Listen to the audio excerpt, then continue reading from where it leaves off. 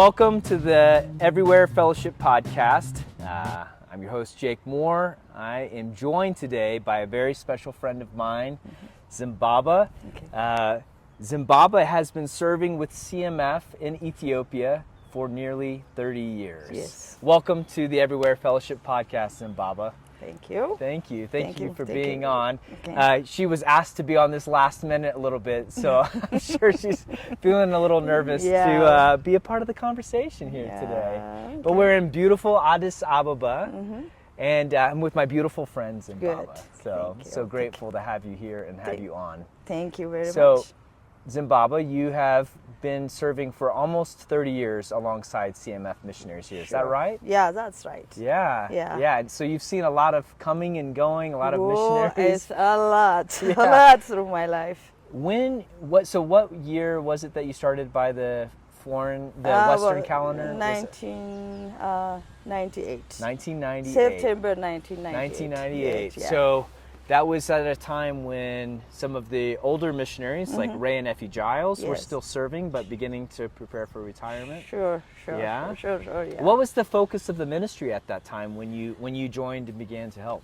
Okay, the first time when I enjoyed the first purpose was, I think they had this kind of program outside of Addis Ababa, which is like in Aigali in different Yeah. areas. So my goal, my purpose was to serve the mission as an accountant or secretary Yeah. during that time when I started CMF. Yes. And that's been much of what you've done is to help Yes. facilitate the Yeah. administrative needs Yes. and our field business needs Yes, here. sure. Yeah. That's what my first starting Yeah. goal was. Yeah. Good. Yeah.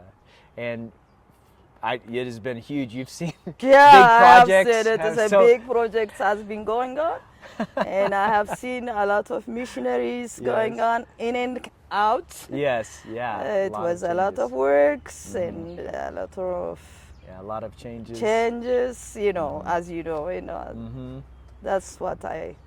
One of the things that I think often Christians in the United States are not aware of is the history of places like Ethiopia, though, and even the history of the church Okay. in places like Ethiopia. Okay.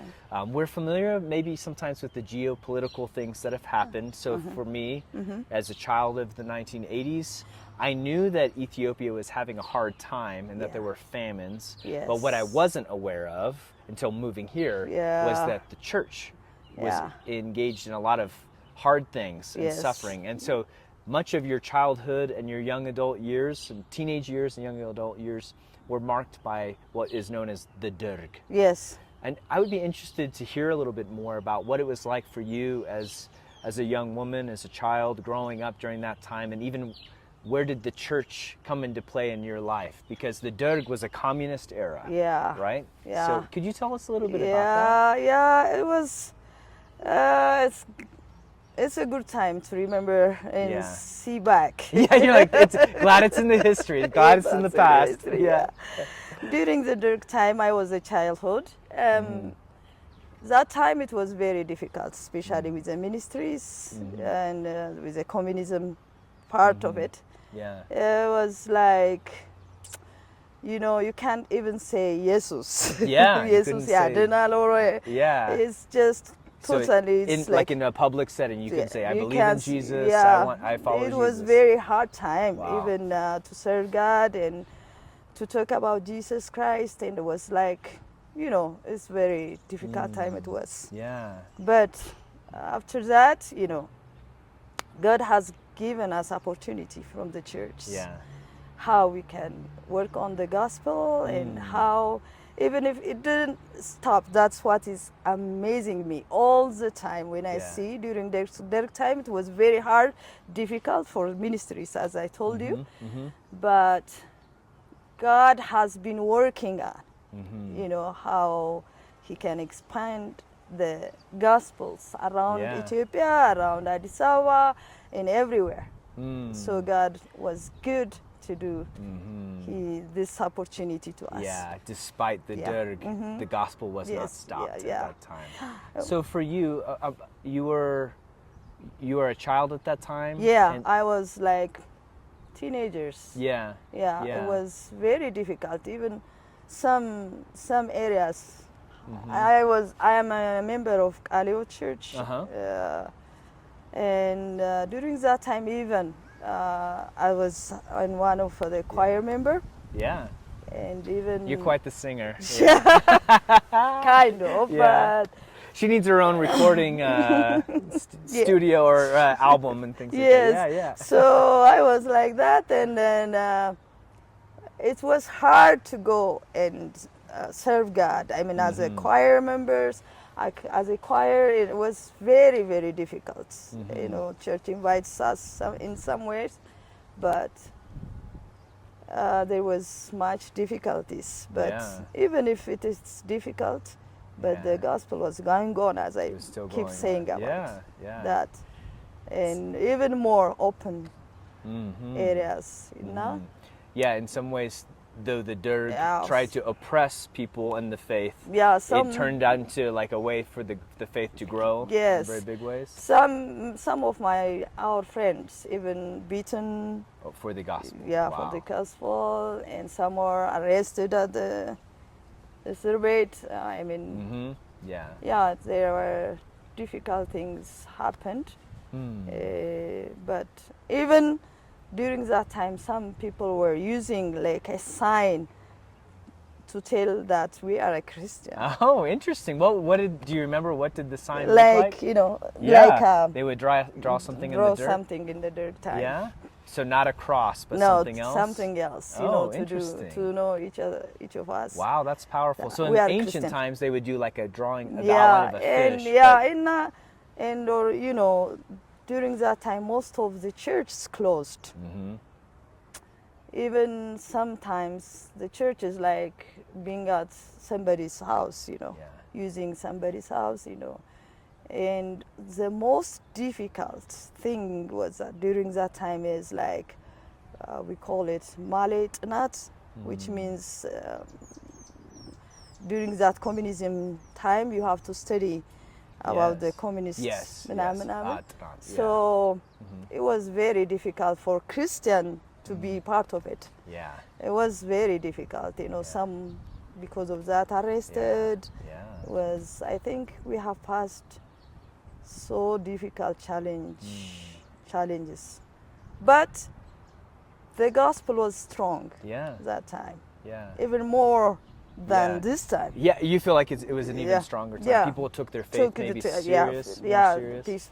people had faith, take it serious. Wow. You know, in many ways it was really. That's interesting. Yeah. Even when you compare during this time and the other, I mean, direct time is much stronger. Back then. Yeah, back then. Yeah, I can see that. It's people having to sacrifice for their faith or take their faith seriously and make a very strong decision. I'm willing to be beaten means they have a rootedness that maybe even here in Ethiopia now they don't have. Most of them, I think most of the people kicked out even from their houses, you know, because of this. Yeah, but as I told you, the gospel was strong that time. Okay. Which is a blessing time we had, Sure. even if the situation was very difficult. Yeah, I can imagine. Yeah. So in the almost 30 years then now of serving with CMF, you're from Addis Ababa. I am from Addis Ababa. But you've had opportunities to go to some of the other people groups out into the countryside with the CMF missionaries. Yes. Yes. Woo, what have been some of those experiences? What have they looked like? Is it stretched your faith in some ways? Yeah. It's a good question. You know, to think about this, the first time I visited Aigali, I was like, what in the world? So that's the CMF missionary station. Missionary stations, because it was very hard place they had, you know. The road was very tough, and the people, how they live, comparing. Even not in America, I mean, from Addis to there to move is just like different world. Yeah, sure. But when I first time went to the Aigali, it was just like, woo, I think it increased my faith and see the people, how we can expand the gospel. And my heart felt like, oh, God is working in this country, even if there are difficulties living in these remote, extremely remote areas. You know what happened? Yes. One time, the government guy came to our office to investigate about what are they doing? What are these missionaries doing in Ethiopia? What's the purpose? You know, I told them from what I have seen there, because I told him that how these missionaries care about the people in that remote areas. Even we don't even think of them, you know. And they're in your own country. Yeah, in our own country. And I said, oh, since that I was witnessing, especially with the government officers, and when the people come and say, oh, what's the missionaries are doing here? And I'm just telling them, I got opportunity to tell about really, honestly speaking, I am very happy to tell about the missions, the missionaries, about it. And well, and I know, having been a part of this team, we couldn't have been at that work without you being a part of this team and keeping us like a bedrock. You're keeping us steady and moving forward. So that's why since that time I was just say, when the missionary comes, I know what they are doing, how they live, how the gospel is working. I mean, in that extremely remote areas. Yeah.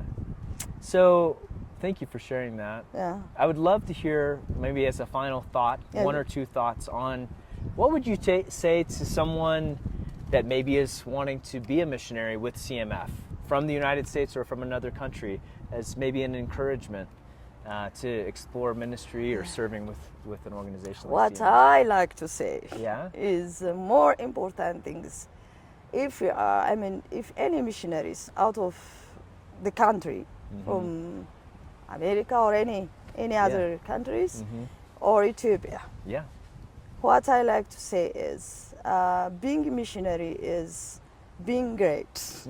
Yeah, because I know I can say is everything is smooth going, everything is nice, everything the way you want it. But the concrete is here, the foundation is here, Christ himself.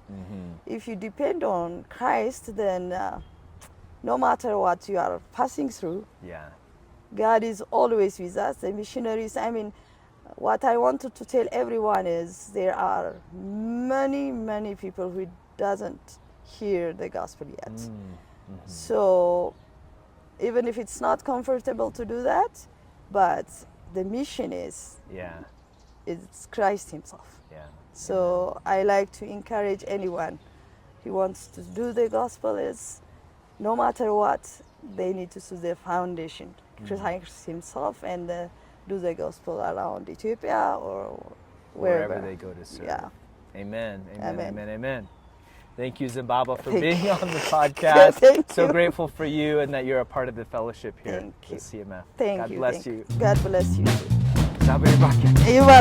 Amen.